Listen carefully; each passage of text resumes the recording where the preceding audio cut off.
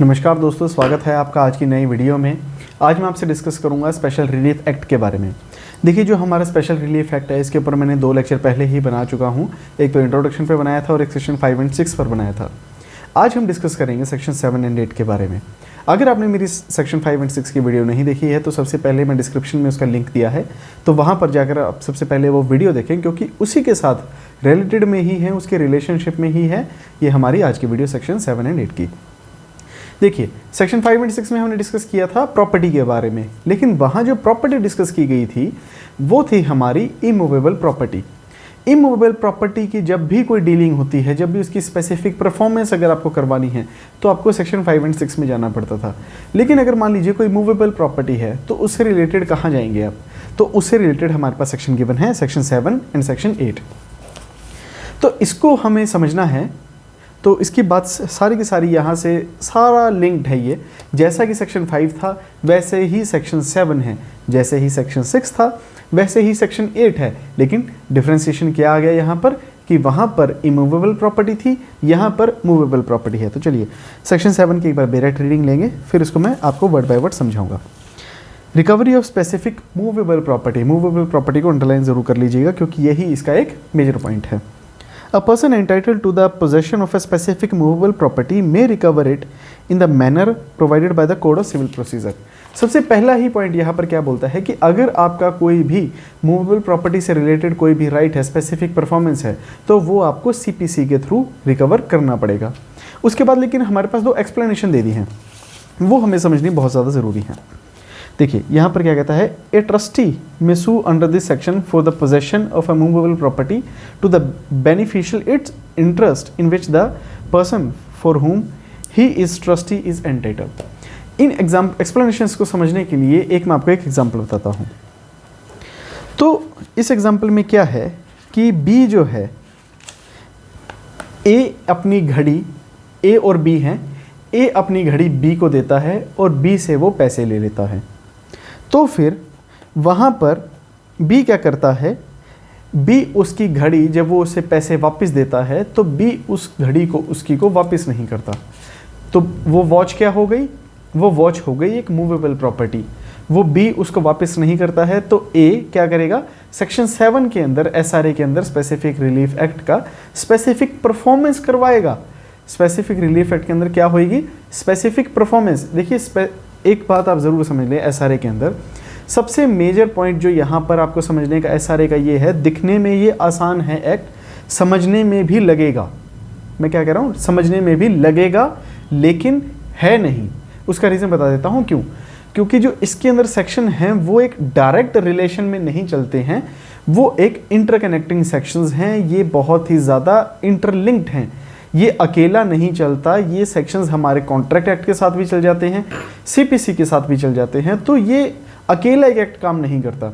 और एक बात आप जान लीजिए कि अगर आपको सिविल का मास्टर बनना है, अगर आप चाहते हैं कि आप सिविल लॉ में एक्सपर्ट बने, तो एसआरए को पढ़ना आपके लिए बहुत ज़्यादा इंपॉर्टेंट है। बिना एसआरए के आप सिविल के मास्टर बन ही नहीं सकते। सिविल का जो भी डिस्प्यूट है, प्रैक्टिकली आपको बता रहा हूँ, सिविल के जो भी डिस्प्यूट है आधे से ज़्यादा एसआरए से डील करते हैं, आधे से ज़्यादा। एसआरए आपको क्लियर है, सिविल के आप मास्टर बन जाएंगे। तो चलिए, आपका एग्जांपल समझ आ गया। उम्मीद करता हूँ कि ए ने बी को घड़ी दी और उससे पैसे ले लिए, बी ने उससे घड़ी वापस नहीं दी जबकि ए पैसे वापस दे चुका है। तो ए क्या करेगा, सेक्शन 7 एसआरए के अंदर स्पेसिफिक परफॉर्मेंस का सूट डालेगा, तो वहाँ से उसे पैसा, घड़ी अपनी वापस मिल जाएगी। लेकिन इसके अंदर एक टेक्निकल पॉइंट, दूसरी बात क्या आती है कि मान लीजिए कि भाई बी जो है वो पैसे नहीं ले पा रहा है, इसे ए पैसा नहीं दे रहा, तो क्या बी उसके ऊपर सूट डाल सकता है? तो यहाँ पर इसका आंसर नहीं है। उसका रीज़न बता देता हूँ क्यों। क्योंकि जो मनी है, मनी ना तो मूवेबल प्रॉपर्टी होती है ना तो इमूवेबल प्रॉपर्टी होती है, मनी एक करेंसी है। तो इसीलिए यहाँ पर ये जो है बी सूट नहीं डाल सकता, ए ही डाल सकता है। इसके बाद मान लीजिए एक दूसरा एग्जाम्पल, ए क्या आदत है, ए की आदत है करेंसी कलेक्ट करने की। डिफरेंट टाइप की करेंसी है, यूएस की है, पाकिस्तान की है, चाइना की है, अलग अलग कंट्रीज की उसके पास करेंसी है। वो बी को वो करेंसी देता है और उसके बदले में कुछ ले लेता है।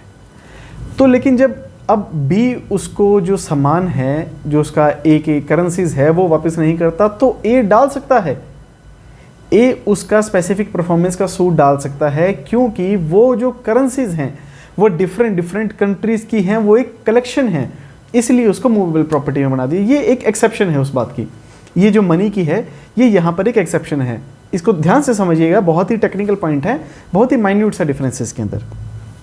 अब हम बात करते हैं एक्सप्लेनेशन 1 की। एक्सप्लेनेशन 1 की जब मैंने रीडिंग ली तो मैंने इसमें आपको बताया था ट्रस्टी के बारे में। तो ट्रस्टी से रिलेटेड यहाँ पर बात ये निकलती है कि जो ट्रस्टी है वो भी वहाँ पर जो है एंटाइटल है, ट्रस्टी भी वहाँ पर सू कर सकता है, क्योंकि उसका वहाँ पर बेनिफिशियल इंटरेस्ट है। बेशक उसका वहाँ पर टोटल राइट ना हो, बेशक से उसकी वो प्रॉपर्टी नहीं है, लेकिन वो क्या है, ट्रस्टी है, वहाँ पर उसके पास एक टेम्परेरी राइट है, इसलिए वो भी वहाँ पर सूट कर सकता है। तो दूसरा एक्सप्लेनेशन क्या बोलती है कि अ स्पेशल और temporary right to the present possession of a movable property is sufficient to support a suit under this section. तो इसको एक मैं एग्जांपल से क्लियर कर देता हूँ आपको सेक्शन एक्सप्लेनेशन 2 को। ए ने अपनी गाड़ी बी को दी, ए ने अपनी गाड़ी बी को दी, बी से वो गाड़ी कोई सी पर्सन ले गया और वो सी पर्सन बी को गाड़ी वापस नहीं करता, तो वहां पर जो सेक्शन 7 का सूट डाल सकता है स्पेसिफिक परफॉर्मेंस का, वो बी डाल सकता है। ए तो चलो डाल ही सकता है, ए का तो टाइटल है, लेकिन बी भी वहां पर डाल सकता है, क्योंकि बी का वहां पर टेम्परेरी राइट है, बी का वहां पर राइट है, बी की पोजीशन में है वो प्रॉपर्टी, तो वहां पर बी के पास भी एक राइट है कि वो वहां पर सेक्शन 7 का स्पेसिफिक परफॉर्मेंस का सूट डाल सकता है। उम्मीद करता हूं कि यहां से आपको सेक्शन 7 इसकी एक्सप्लेनेशन 1 और 2 ये दोनों आपको क्लियर हो गई होंगी। अब हम आते हैं सेक्शन 8 पर। ये थोड़ा सा टेक्निकल सेक्शन है, बहुत ही सेक्शन 7 और सेक्शन 8। देखिए सेक्शन 5, 6, 7, 8 ये एक अलग चैप्टर है, इसको आपने समझ लिया तो एक टॉपिक आपका क्लियर हो गया। ये जुडिशरी के अंदर मेंस पॉइंट ऑफ व्यू से बहुत ही ज़्यादा इंपॉर्टेंट है। ध्यान से समझिएगा, एक एक पॉइंट को सुनिएगा, नहीं समझ आता है रिपीट करके सुनिएगा, क्योंकि आपको बार बार सुनने से ये हर एक टॉपिक, हर एक वर्ड ये अच्छे से क्लियर होना चाहिए। चलिए सेक्शन 8 की एक बार डायरेक्ट रीडिंग लेते हैं। Liability of a person in possession not as owner to deliver to person entitle to immediate possession. यहाँ पर जो सेक्शन 8 के अंदर हमारे पास हेडिंग क्लियर करती है वो ये करती है कि जो पर्सन है उस एक प्रॉपर्टी, मान लीजिए एक पर्सन के पास प्रॉपर्टी है, वो उसका ओनर नहीं है, तो उसकी लायबिलिटी बनती है कि जब उसका ओनर उससे वो अपनी प्रॉपर्टी वापस मांगे तो उसे दे।